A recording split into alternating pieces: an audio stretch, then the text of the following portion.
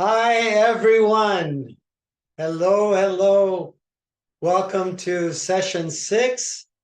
And I've missed you over the last few days. It's been a few days since we did one of the sessions, but we are on number 6. So, oh, happy days. Remember that song? Oh, happy day. Oh, happy day. All right, so you want to get started? Let's remember first why we're here. Remember the three things. Where are you now? Why are you there now? Where are you going? And how are you going to get there? So this is part of what we're doing. No matter what our age is, we need to reboot. We need to retread for 40,000 more miles. So here we go. Session number 6. The law. Okay, remember we talk about laws. Nobody has put one of their laws down in the comments section. Remember our laws? Law of gravity, the most important one to me was law of aerodynamics, so that we can fly. No matter how old we are, it doesn't matter. Let's fly. Let's find out the secrets to doing this and be renewed in the spirit of our minds and bodies. What was that? The E effect. What was the E of energy and excellence? That was it. There was some comment I have in my book what kind of effect that was. Let me find out for just a second. Just for fun, let's do it. Because it is sparked energy. What was it called? What kind of effect? Let's see here. All right, maybe here. Maybe not. All right, let's just keep looking. The E effect. The E effect. What kind of effect is that? Where did it go? Anyway, if we can't find it, maybe I'll find it later. But I remembered what it meant. It means the E equation, energy. When we start doing these things, it gives us this E effect. I think it was called something different than E effect, but it gives us this kind of supernatural motivation not only in our minds. That's why I thought of this, not only in our minds, but in our bodies. So this is one of the reasons why we're doing this, these laws. Now, somebody put down one of the laws in the comments, please, please, please. So this law, remember, there's natural laws and there's international. No, not international. There's spiritual laws, natural laws and spiritual laws. And they all teach us how to do something. All right, so this is the law of modeling. No, it's not doing a photo shoot. That's not what it's talking about. So let's see, what is it talking about? Look at your notes right up above the video that I have made for you. The law of modeling. It's hard to improve looking at the notes. It's hard to improve when you have no one else but yourself to follow. You don't have a model. You don't have a picture. There's not something that you can see. And continuing on, it's easier to grow when you have an example to follow, right? An example to follow. But as an individual, And as individuals in this life and society and culture, the bigger question maybe isn't whose example will you follow? It's what kind of example will you set?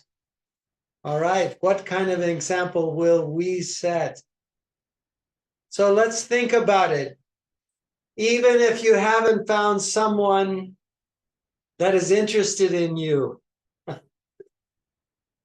that's the story of our lives, isn't it? No matter how old we are, to find someone that's truly interested in you, the person, someone that can be an example for us, even if you haven't found someone that's interested in you or someone that's a great example or mentor, even though you have to understand there is many great examples. That's why in churches there are inspirational leaders, there are saints, and their lives are supposed to be a motivation and inspiration for us to do the right thing, to go the right direction. Even if you haven't found one, even if you found one, they haven't been able to, what we're talking about here personally. This is, I think, one of our key words, personally. And our key word is personally because remember what we said in one of the other lessons about we live in a high-tech world where everybody's stuck on their gadgets.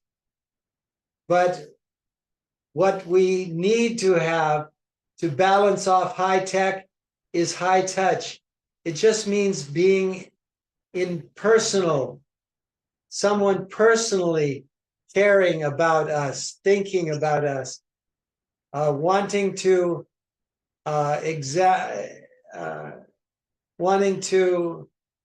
see inside of our hearts. So even if you haven't found someone to do that, it doesn't mean that you can't be an example. You can't do this for others.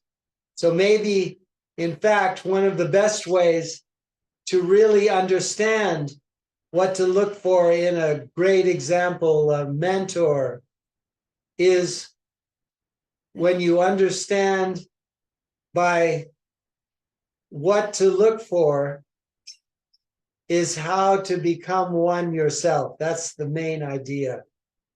So why not, if you can't find one, become one yourself? This is the main idea. So how do we do that? Chances are you might start your wish list if you were looking for someone. And in our minds, we might start our wish list of mentoring qualities, example qualities, with things like their talents or their success, achievements, reputation. But these are all outward things, outward appearing things. While those are good things, you have to have in a mentor. It's far better to have inward things, inward, not outward, which are nice, they're very good, but inward things like standards, being a person of belief, having character, having conviction, having integrity, and maybe a track record over time. You don't have to be the world's greatest all-around human being in order to have these kind of inward qualities. You don't have to be perfect. The scriptures say the righteous falls 7 times, but they get back up again and again and again. So this is an example, an encouragement for our lives. So we want to see in ourselves and we want to see in others these kind of qualities. But, there's a universal principle. This is has to do about seeing, rather than hearing, it's about seeing. And so the universal principle is people do what people see. People do what people see. And I think that's a lot of times, if you've ever seen a good movie, for example, a classic movie, where at the end of the movie you have these feelings that you want to be like that. You want to have those kind of good qualities. And something sparks inside of you. Have you ever had that experience? People do what people see. Think about it. People are directed in their life.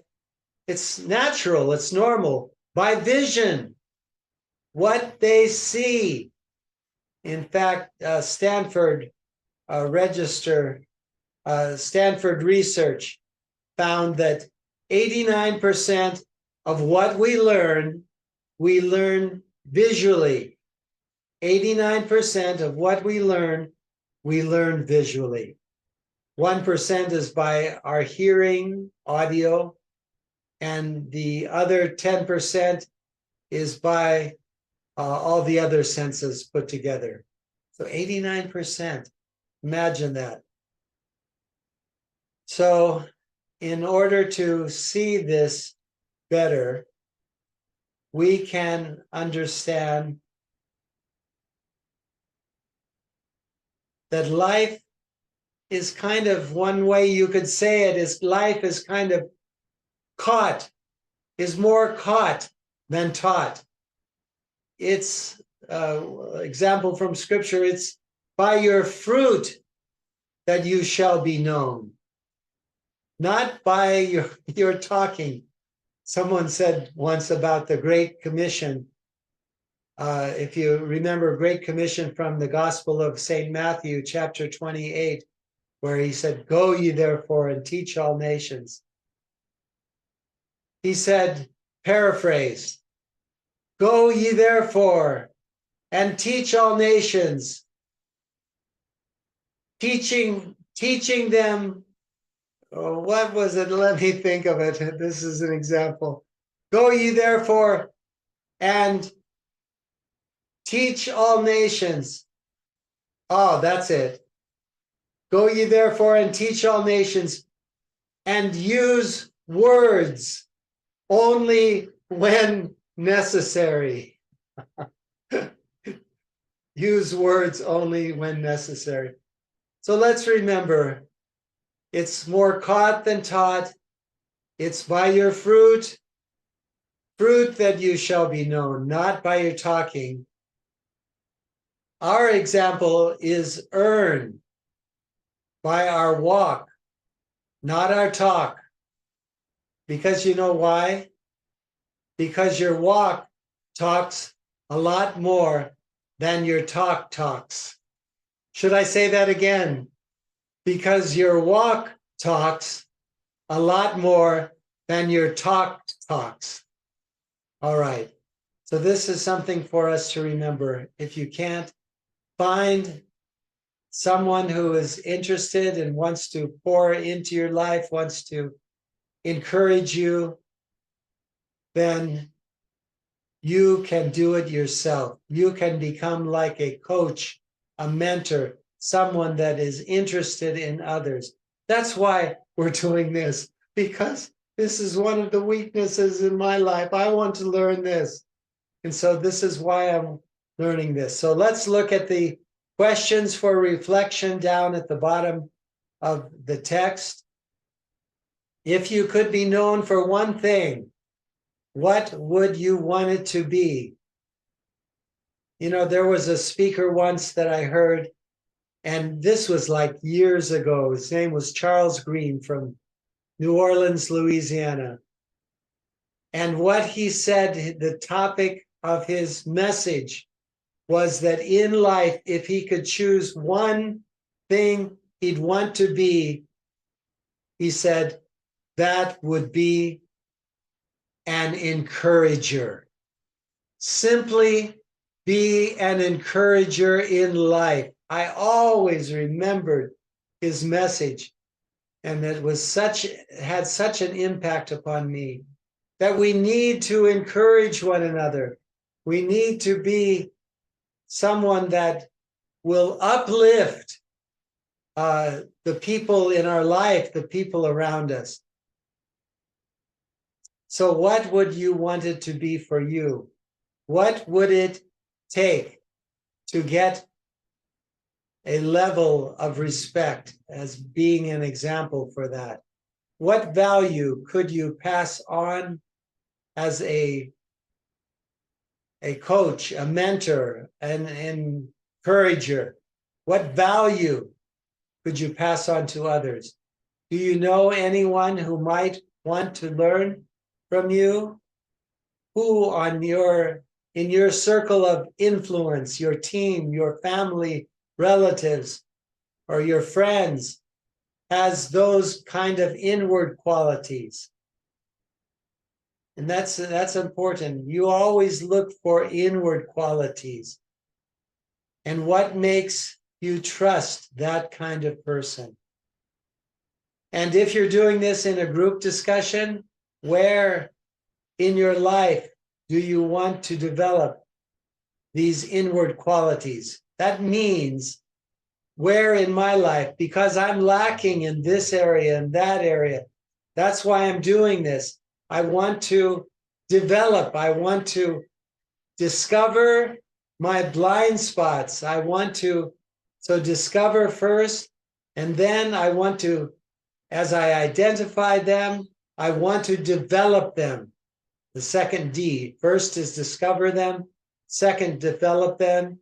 And after I've developed them, number 3D, I want to deploy them. I want to send them out and help them to encourage others, to bless others, to uplift others, to let others know that we can care about each other more personally, not just a talk, not just a meeting, not just a message, not just a video, but some way, somehow discover together ways in which we can personally encourage one another. And don't think that whether you're young or whether you're old, that you are not qualified. Everyone is qualified to do this.